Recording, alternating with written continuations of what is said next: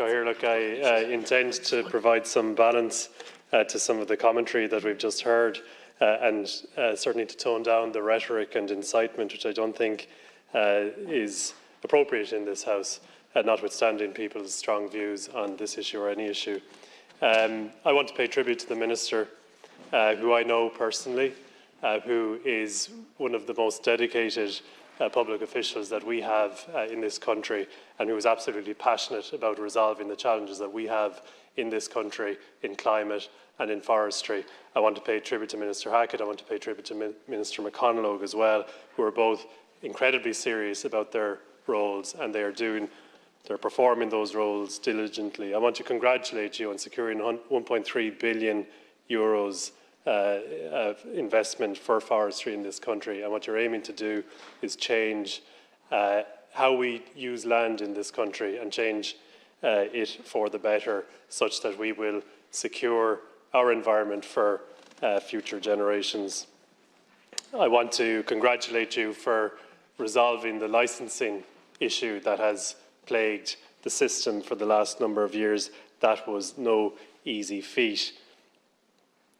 And despite all the noise and cynicism and nonsense that we hear in this chamber, I firmly believe this government is improving the forestry model, and I think the forestry strategy sets out how forestry for the next number of decades is going to go, and it's going to be better. It's going to be better for commercial forestry, it's going to be better for biodiversity, it's going to be better for construction, and it's going to be better for our environment. I am somewhat bemused at the characterisation of private capital as some kind of mendacious, foreign, malicious way of achieving our aims. For years, for decades, the environmental movement dreamed of leveraging private capital such that we could achieve our aims.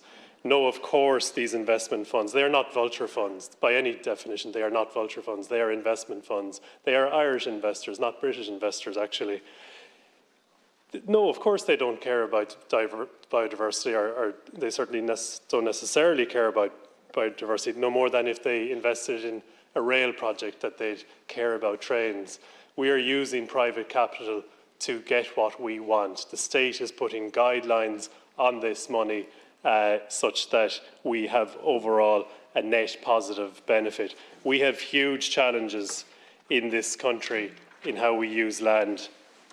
There are trade-offs, and there will be trade-offs, and the reform agenda is so great that we are going to have debates, many debates like this, for many years ahead. The trade-offs are between agriculture and forestry and construction, re-wetting land where necessary, restoration of biodiversity as much as possible, but none of these decisions are easy. And when you make decisions, you create the space for people to disagree and to shout and to weaponise politics, and that is what is happening here.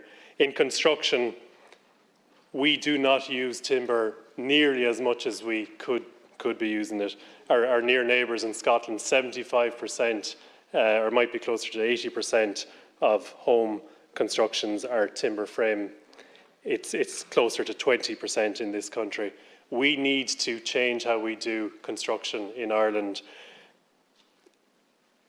Concrete construction has a huge climate impact on this country, and we simply won't meet our climate targets unless we move from concrete to timber. The double whammy here is that we will displace the emissions from generating cement, and we will sequester emissions by using timber, and that is a very positive thing to do.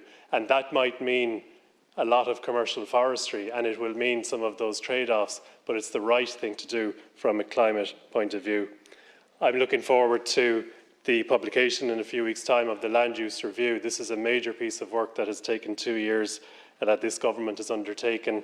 Phase 1 will be published, I believe, in the next 2 weeks, and I think it will be of interest to every member in this House, and then Phase 2 in the autumn. Phase 1 is the information gathering exercise, and it will show us how we use our land, where the economic benefit is, where the emissions are, and so on. Phase 2 then is the decision making around that. Good time.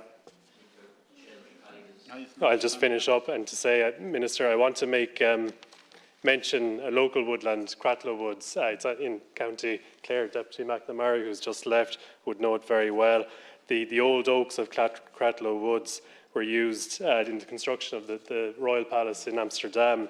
It's just 20 minutes outside Limerick City. It is a wonderful amenity, and it's where I first learned about biodiversity. I used to run around there with used to race the Clare and the Limerick hurling teams around the hills of Cratloe. I want to make a special mention for Cratloe because the potential to develop Cratloe further as an amenity is immense, and it's completely underutilised, Minister, and I certainly would encourage you, and I will be speaking with you again about that in the weeks and months ahead. Thank you.